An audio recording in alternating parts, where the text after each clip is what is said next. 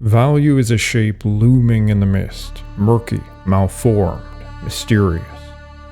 Why would gold have worth weightier than water? Glitter from one, life from the other.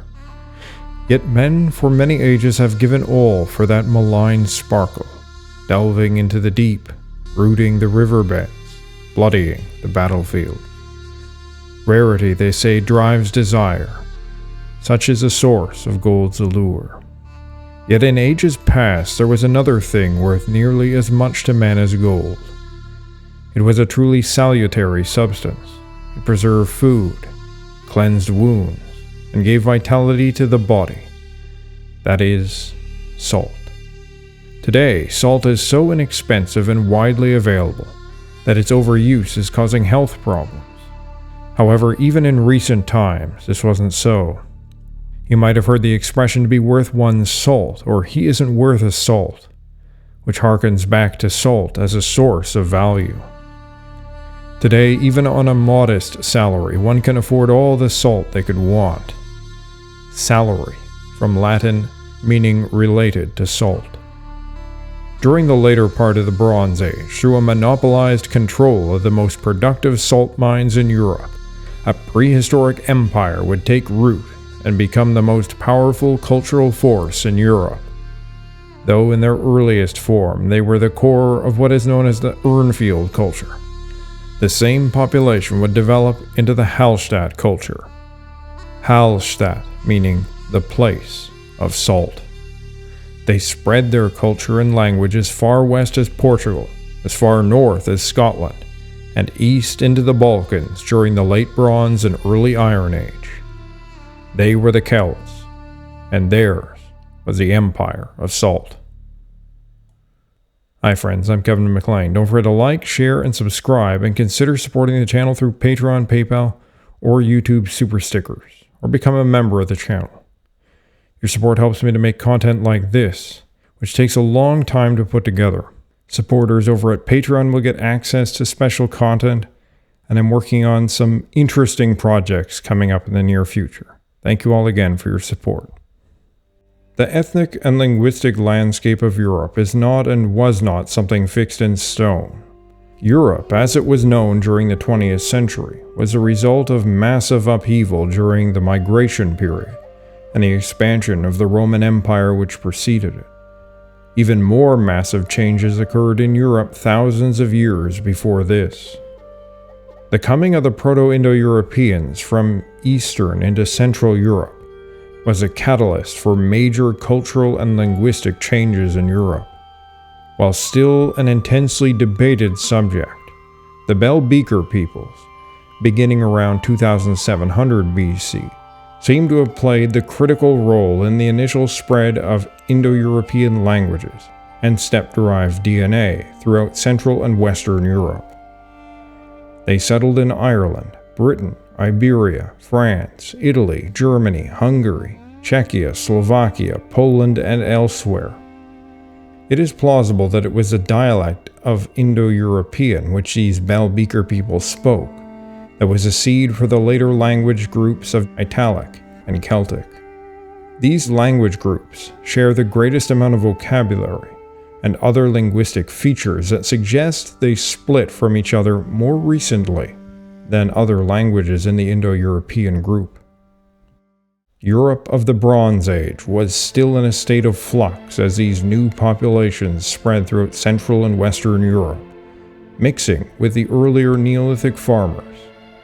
It would have been after this dispersal that separate regional dialects and local cultures would begin to develop, influenced in part by pre-existing populations in particular regions, and language drift over time through lack of contact.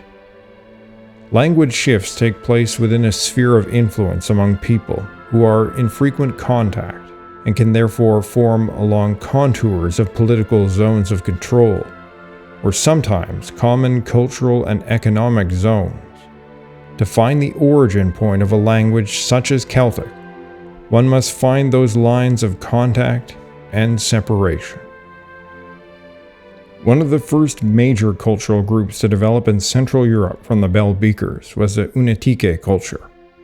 There are about 1,400 sites related to the culture in Czechia and Slovakia, and around 500 in both Poland and Germany. We know from some of the artifacts that they left behind that they must have maintained close ties with the British Wessex culture.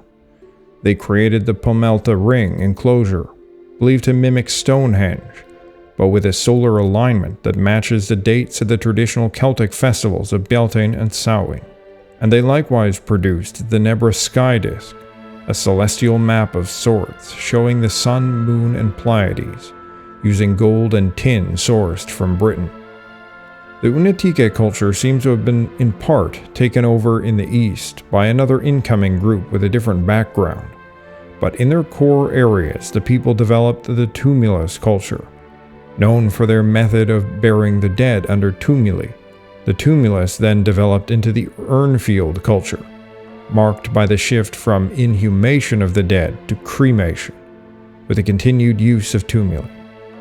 And from this culture, right at the shift between the Bronze and Iron Age, emerged the Hallstatt culture, marked by the use of iron, and a shift back to inhumation, as well as reduced tumuli. Most of these transitions don't actually represent serious population changes, but cultural shifts in burial styles, social stratification, and art.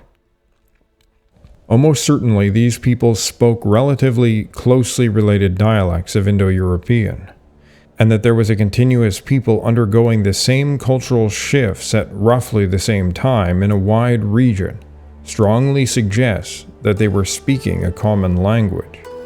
That language would at some point during the Bronze Age develop into Proto-Celtic. One day, perhaps sometime around 1400 BC, a group of people from the tumulus culture learned of a special place the ancients of the southern region spoke of. A place where in times of old people had scratched out white gold from the stones. Gathering into war bands, the adventurous young men set off to face the dangers of the formidable Alps and win themselves fame and wealth as they had never known, by finding the legendary Salt Mountain. After great toil, they seized it from a handful of locals who had been secretly coveting it, and set up themselves as the Lords of Salt. What these hypothetical tumulus-era explorers had found was a massive salt deposit at the time worth nearly the equivalent of finding a mountain of solid gold. The site is thought to have been first worked in 5000 BC, but wasn't systematically mined until around 1400 BC, which makes Hallstatt the oldest salt mine in the world. It and other sites nearby, such as at Salzburg, would form the core of the largest trading network in Europe at the time, and those who ruled over it were, or at least became, Celts. From trade in salt, they acquired massive wealth, some of which was buried in the over 1,000 graves discovered in the area. The ancient Celtic mining town is likely situated somewhere beneath the modern town of Hallstatt, as its location has never been found. Somewhere beneath the homes of Hallstatt, there are wonders yet to be discovered. For several hundred years now, debate has been waged about the origin of the Celts, the time scale of their spread, and the method by which their language reached the far corners of Ireland and Iberia. While the Hallstatt model has been favored for some time, recent genetic studies have provided more concrete evidence to support it. An examination of burials from Celt-Iberian sites in Spain have revealed that sometime between 1000 and 700 BC, there was a noticeable genetic influx into the region by a population which almost exactly matched genetic samples from Hallstatt during the same period. Another recent study titled Evidence for Dynastic Succession Among Early Celtic Elites in Central Europe by Joscha Gretzinger et al. Has demonstrated that individuals from elite burials hundreds of miles from Hallstatt were closely related. Testing of 31 individuals from 7 different elite burial sites What they found was that 2 of those in the richest burials shared a direct relative on the mother's side, the most likely being that they were cousins, and the mother of the one was the sister of the other's mother. Both men were also exceptionally tall, the tallest Iron Age skeletons found in the region. Further relatedness, though not as close, was found among many of the others in the relatively small test, but it also revealed that many of these people were not born in the region in which they were buried, but hundreds of kilometers away. This doesn't appear to show invasions or mass migration, but a particular culture and political structure among the Celts. The testing revealed a genetically interconnected elite across the core area of the Urnfield and Hallstatt cultures, and identified individuals originating from northern Italy, western France, southern Germany and Austria, and one male buried in Altenburg, originally from North Germany or the Atlantic coast, including the very real possibility that he was born in Britain. What we are looking at is a genetic map of the Hallstatt culture, far from complete, but striking. It proves beyond doubt that the Celts were not simply isolated tribes, but had an advanced and far-reaching pan-tribal network of interconnected elites, with individuals possibly from as far as Britain being buried and honored as lords in southern Germany. These were not simple barbarians roaming the woods, unfamiliar with what lay beyond the next river. This was a massive, prehistoric European empire, an empire based in part on salt. It was this empire of salt that spread the Celtic language and culture as far as Portugal and Ireland, through a complex system of elite interconnectivity, trade, fosterage, and migration. Contrary to the view of the early Celts as primitive, they had a sophisticated and wealthy elite tied together by blood relations that spanned massive distances.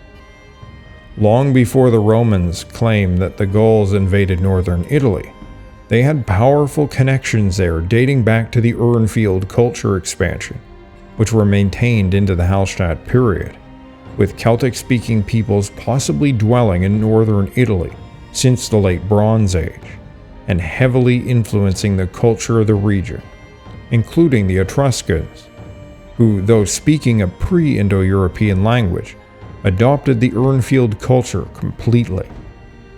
The Hallstatt genetic study has other interesting implications. That the elite was at least in part based on genetic relatedness suggests that they had a form of sacral kingship. There was something in their blood which had to be preserved and carried on, which legitimized their right to rule. Likely that would have been explained mythologically as a descent from their most honored god, whom the ruler embodied in the flesh while living, and to whom he returned when dead. The Lug reborn, as is said of kings in Gaelic poetry.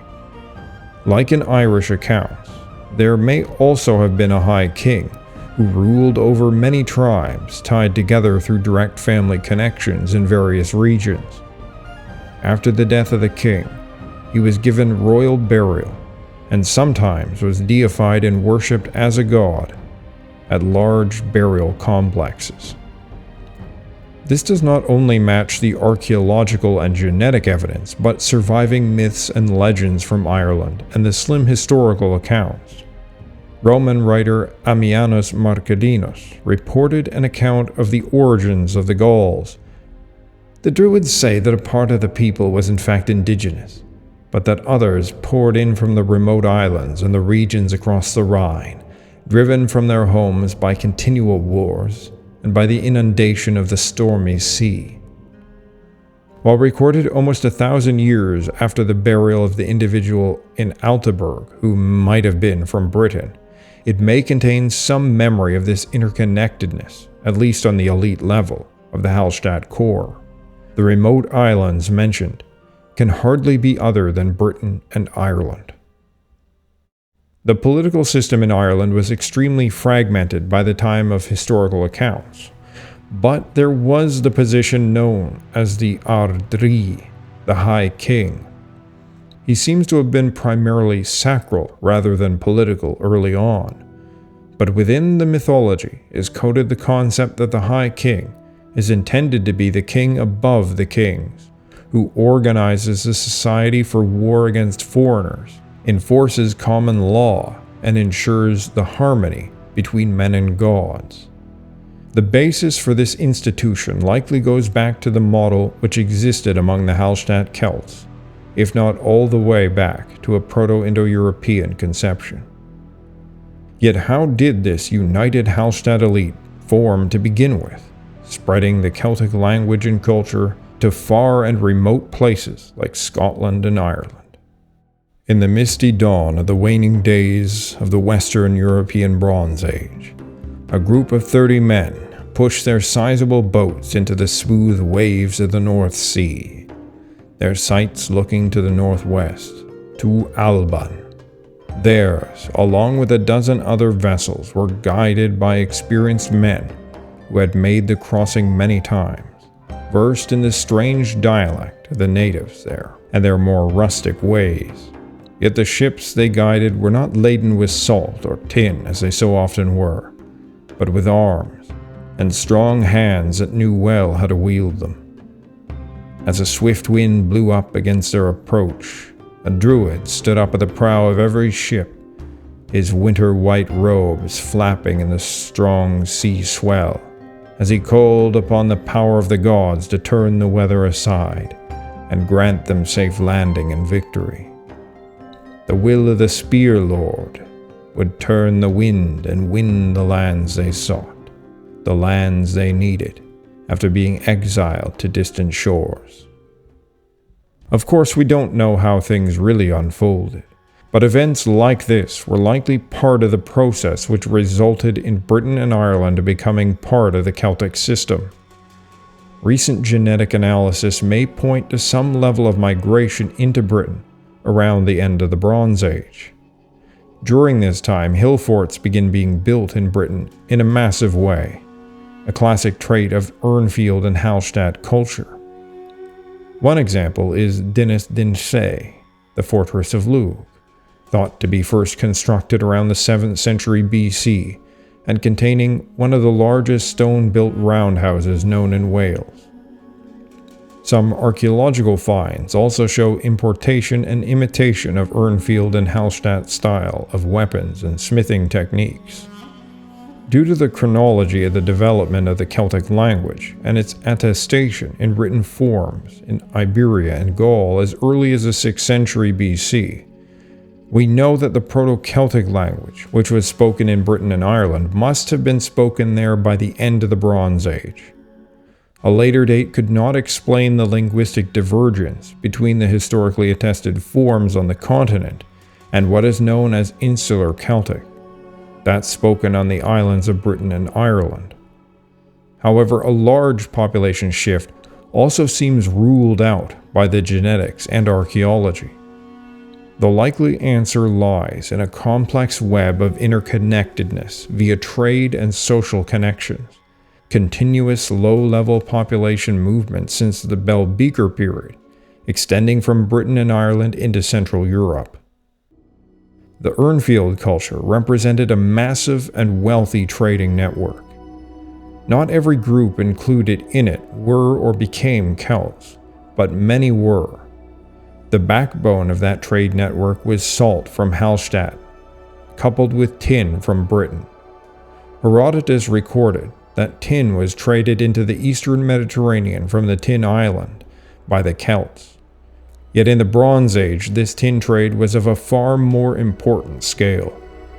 A Bronze Age shipwreck discovered off the coast of Israel contained tin ingots produced in Britain. While we cannot know the degree of mutual intelligibility between Indo-Europeans in Central and Western Europe at this time, it's probable that the languages had a lot of commonalities. Proto-Celtic didn't develop in Hallstatt. The region of Hallstatt simply reflects one of the culture's most powerful nodes, due to the wealth contained there. Rather, the language developed throughout the trading network that existed within Central and Western Europe, and later spread into Iberia and through the Balkans via migrations. This lucrative and powerful trade empire bound together Britain and continental Europe, and would have drawn together their languages and cultures because of how such ancient networks functioned. The practice of fosterage, where to solidify alliances and friendships, the elite sent their children into the household of the other, in combination with lower-level population movements and some hostile settlements by outcast bands or piratical adventurers, creates a web of multi-layered connections that explain the development of the Celtic language in Britain and Ireland that took place without widespread population replacement. The trade and social connections themselves were enough to pull the West Indo-European dialect there into the Proto-Celtic sphere. Celtic wasn't a hostile importation, but a development of the language as native to Britain and Ireland as it was to the continental network they were a part of, evolving in conjunction with their place in that larger Celtic sphere. Though some would perhaps call it a cultural and trade network rather than an empire or kingdom, that there was a genetically related and identifiable pan-tribal ruling class associated with this network suggests it was during this early Hallstatt period far more politically organized than a loose network of random tribes, and likely more centrally organized than the later Latin period Celts, whom the Romans defeated. There were unified cultural practices and beliefs that were so strikingly similar that Greek and Roman accounts of Iron Age Celts match up almost exactly with early medieval Irish tales, despite the Greek and Roman accounts often describing Celts of southern France. This Celtic empire, however, was built not primarily by violence at this early stage, but by a trade and patronage system built upon the wealth derived largely through the Hallstatt salt and the control of the tin markets of Central Europe. The early Celts of the Urnfield culture were so advanced and wealthy for their time and region that their closest neighbors started imitating them, with the Proto-Villanovans, largely believed to have been the Etruscans, adopting their culture wholesale, and who may have been intermarried with Hallstatt elite, and played a large role in spreading the culture and its material products throughout Italy. Aided by the massive wealth they were acquiring through the salt trade, they invested in fine artisans which created wonders in gold and wood and bronze, massive palaces of wood beams decorated with ornate carvings and vibrant colors, ridge poles plated with gold, as described in Gaelic myth. The tales of the Gaels should be accounted as a record of Celtic culture. In the destruction of Da Derga's hostel, it says, "He saw a woman at the edge of the well. She had a bright silver comb with gold ornamentation on it, and she was washing from a silver vessel with 4 gold birds on it, and bright tiny gems of crimson carbuncle on its rims." No such artifact survives in the Irish archaeological record, but various similar examples do exist from the Hallstatt and Urnfield cultures, with whom the symbol of the bird, typically waterfowl, seemingly connected to a solar cult, was frequent. The site of Hallstatt itself is a demonstration of Celtic technical prowess. A sectional and adjustable flight of stairs 3,000 years old was still operational when disassembled by archaeologists. There is likewise a 3,000-year-old drainage system using pipes fashioned from logs, which still worked. As the miners dug at depths of up to 160 meters, a sophisticated ventilation system must also have existed, or their lights would not have burned, nor the diggers be able to breathe. Other remarkable finds from locations in Central Europe, like the Cave of the Bull in Czechia, show us examples of the Celtic craftsmanship of this age, which had no superior anywhere in Europe at the time. Now, Hallstatt is a small place. The mountains flanking the site provide little room for building or for roads. During the prehistoric period, it may have been only accessible by boat. Though the site was very wealthy and preserved many awe-inspiring artifacts, it was in reality only the mining outpost of a much larger Celtic empire, whose true power center from the late Bronze Age until the Middle Iron Age resided in southern Germany, quite likely in the region of Huneberg along the Danube. The salt was brought out of the mines in solid bricks, carried by boat across the lake, and then probably taken to the Danube, where it would be transported west to Huneberg and to Altenburg, or to other sites which would distribute it throughout the trading network. The salt would also be carried downriver to settlements in Slovakia and Hungary, and possibly into the Black Sea and into the Adriatic, where it would be traded with Greeks for wine and other prestigious goods. Many artifacts sourced from Greece and the eastern Mediterranean have been found at Hallstatt, showing the truly far-reaching trade network that they had developed. Of course, the salt was not the only thing being traded. The Urnfield bronzesmiths and later Hallstatt ironworkers were some of the most skilled in their time, and their material culture was taken up almost as readily as their salt, sometimes making it hard to tell which groups of the Urnfield culture were Celts and who were not. One indicator is to compare the spread of Urnfield to that of Hallstatt. Those within both cultural zones were more than likely Celtic. Not all of these Celts were genetically identical either. They had various degrees of admixture with Neolithic populations. The Celts of Britain and Ireland were different from those of Hallstatt, who were genetically closer to the modern French than with the Germanic peoples that would begin to replace them in the region in the Roman period. Those native to the Hallstatt region group along with Southern Europeans, Iberians, and Balkan people generally, with higher levels of Neolithic farmer ancestry than is found in Northern Europe, Britain, and Ireland. Now, likely there was a good deal of regional difference in the language even during the Proto-Celtic period. The reconstructed hypothetical language stage is, after all, just a hypothetical reconstruction. But the similarities would have been enough to allow for communication and the spread of advanced ideas. It's also possible that an official ritual form of the language existed, which bards, druids, and the aristocracy were trained in, likely based on the elite form of the language spoken in southern Germany, as they were the most powerful elite centers.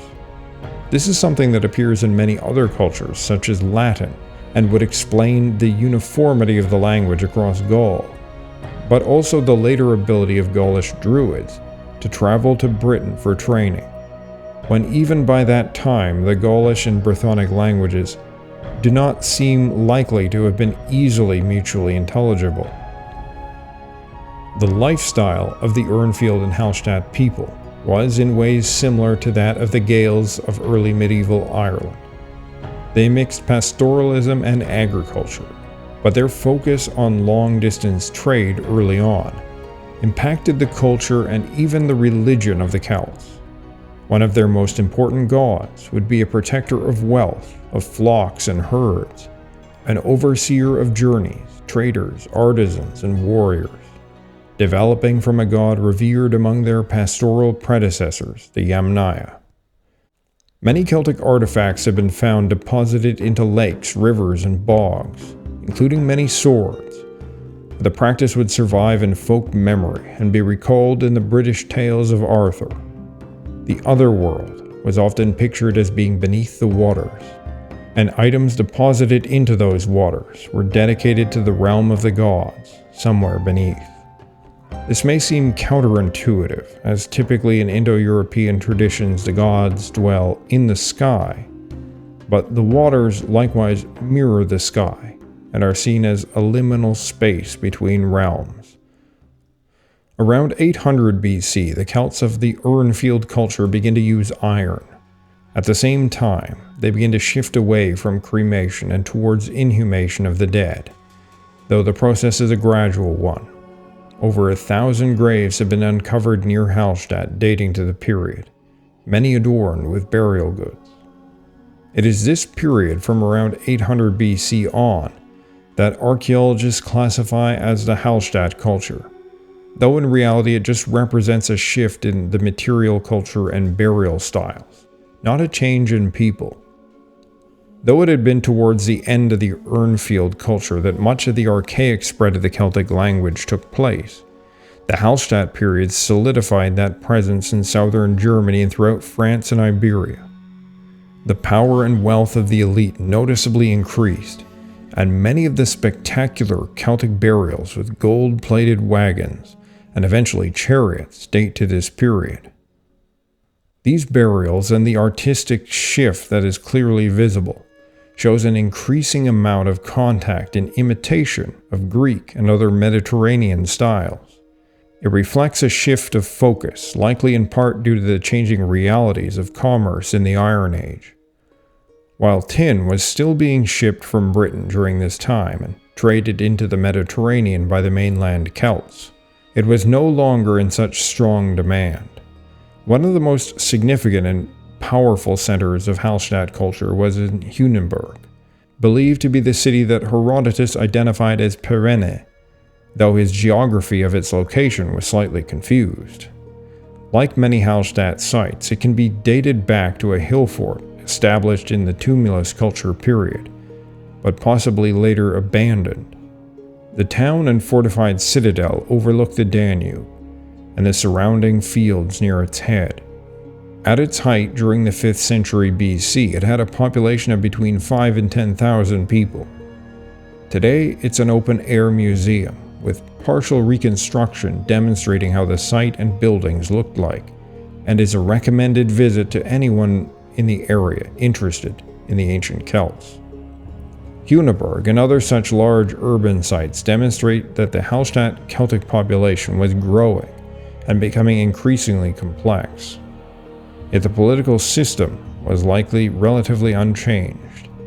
Each tribe had its own king, and that king may have been under the leadership of a regional king, who may have looked up to a high king, who is the ultimate sacral officiate, representing the entire ethnos, its customs and laws, and its relationship with the gods. Being the king was no easy task. While kings were respected and honored, they had obligations to the people which had to be fulfilled, and if things went wrong, the king could have been made to pay the price for it with his life. Many of the bog bodies recovered may well have been kings. He was also required to host the public festivals with his own money, and to provide gifts to his retinue. The king had to be rich, otherwise he would have been broke. This is why Lugh in Gaelic myth is named as the most generous king that ever lived, and why Nuadu is called Argidlav, but also with the understanding of money hand, because the culture of gift-giving by the king was so ingrained into Celtic culture that the sign of a good king is that he gives out massive wealth to everyone, basically the exact opposite of modern rulers. The quality of gifts mattered. Important goods from Greece and beyond, such as wine, were not only for personal consumption, but to give to the king's followers and people at feasts to retain his honor. Trade became almost necessary to get the prestige goods that were expected of him, and this was certainly a motivating factor to establishing the massive network in salt and metals. Sites like Hunenburg, though usually smaller, existed throughout Central Europe and France, and extending into Iberia as discussed in the video on the Iberian Celts. Their garments at this stage were not always checkered, but some examples were, and they were probably the more expensive, worn by the elite. Yet their clothing style was quite unique, based on the few surviving artistic depictions. They frequently wore hats of different styles, which we are lucky enough to have some examples of preserved in the salt mines, One was a beret-style hat made of fur or felt. Another resembled a style worn by the Phrygians, and yet another was a circular cap. They also wore a long cap, and some burials show the use of birch bark hats, although that might have been a specific custom related to the dead. Over their bodies, the women wore garments similar to the Greek peplos, while men wore something similar to the Greek chiton, a long tunic, with or without trousers. While Hallstatt itself was driven by the export of salt, and the elites in nearby regions benefited from the trade, and there were very productive mines and craftsmen, the majority of the economy was a mix of agriculture and pastoral activity, and the salt that they produced allowed for food preservation and greater food security, which further helped boost their population, which would later become a serious issue. Alongside the typical Iron Age economic activity, however, was something else, something a little more in the mold of the barbaric. One of the central themes of Irish legends is of cattle raiding, and based on the later Greek and Roman accounts of the Celts of Gaul and Iberia, it was likely much the same in the Urnfield and Hallstatt society. This was a type of permitted violence which took place between tribal groups, not with the purpose to destroy the other, but to steal some cattle and win small victories against the champions from the other side. Yet, though somewhat ritualistic in its formulation, the violence was very real. Sometimes it had the potential to develop into a larger-scale conflict between tribes, and it was the role of the king to ensure that rules were being followed to limit the risk of escalation. The young warriors of the tribe were trained in warfare in this way, in addition to the very physical, competitive games, which would probably bear some resemblance to Gaelic hurley. The Hallstatt culture may have appreciated peace when they had it, but it was war that they glorified. They were a warrior culture, and were likely even more so than when the later Greeks and Romans described them as taking the heads of defeated foes, embalming them, and hanging them from their horses or their houses. And it is telling that some of their most beautiful works of craftsmanship are swords and spears. During the Hallstatt period, they crafted advanced plate mail armor. They used war carts and later war chariots to hurl spears and sling bullets at the enemy, or to leap into battle in a pinch and drive away quickly and advantageous. They were well equipped for battle, and it was not for show. Well, at least not entirely. Of their champions, the bards composed great poems recited before gatherings.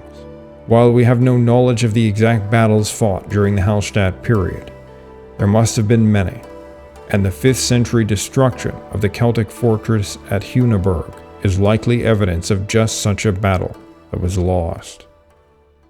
The Hallstatt Celts had developed a highly advanced Iron Age culture, complete with towns, fortifications, road networks, and long-distance trade, mining, smithing, and possessed a high degree of skill in nearly every art of the age. They had spread Celtic tribes throughout the territory of modern France, Iberia, Central Europe, and into the Balkans, and reached the zenith of their power. Yet even as the Celts grew increasingly wealthy and organized during the Iron Age, significant problems were upon the horizon. With mainland Celtic society becoming increasingly sophisticated and urbanized, social problems began to grow. While a form of sacral kingship and elite rule had always been a part of Celtic societies, the social differences are less extreme in smaller, less wealthy communities. Early Gaelic legends reflect this closeness of the king to his people, despite his superior position. Yet in the transition from earlier forms of ethnic society to larger, more urbanized ones, often problems arise. Rome saw a similar thing in its own prehistory with the removal of the kingship and the establishment of a republic. The same may have taken place among the Gauls, yet there was a memory that at one time they had been more centrally organized, and the Druids continued to organize across tribal lines, likely in the manner of the earlier Sacral king. Increasing competition in the salt trade, and the depleting quantity of easily accessible salt in Hallstatt and other nearby sites, meant that costs were increasing while returns were quickly diminishing. Kingship in Celtic society revolved around a complex system of gift-giving. The king was required to host the public festivals and to give his loyal followers extravagant gifts. As the salt wealth that had lasted almost 800 years began to run out, the Hallstatt kings would have begun to lose their prestige, and the complicated and delicate power pyramid began to break down. Divisions among tribes increased, and eventually the old ruling elite was cast aside. Huneberg was destroyed, and though it is thought to have been partly rebuilt, its population dwindled and seems to have been abandoned sometime in the La Tène period, as Celtic power shifted west to different tribal groups.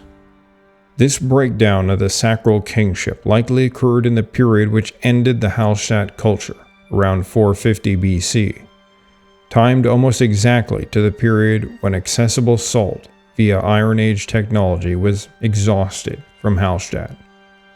Power shifted west, and the La Tène culture was born out of the decentralized tribal power under heavy influence by Greek colonists in Marselia. The last true high king of the Celts may have died battling rebels. He may have been stabbed in the back by plotters, or tied up, speared, and thrown into a bog dedicated to the gods.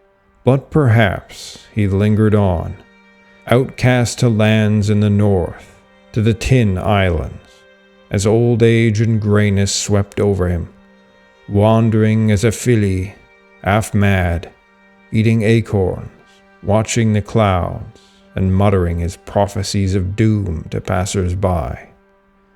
Yet though we do not have the names or great deeds of these men, their legacy survives even now, and still fills millions of people with awe and wonder at their greatness. I'd like to thank you all for watching, and as always, Chas Art.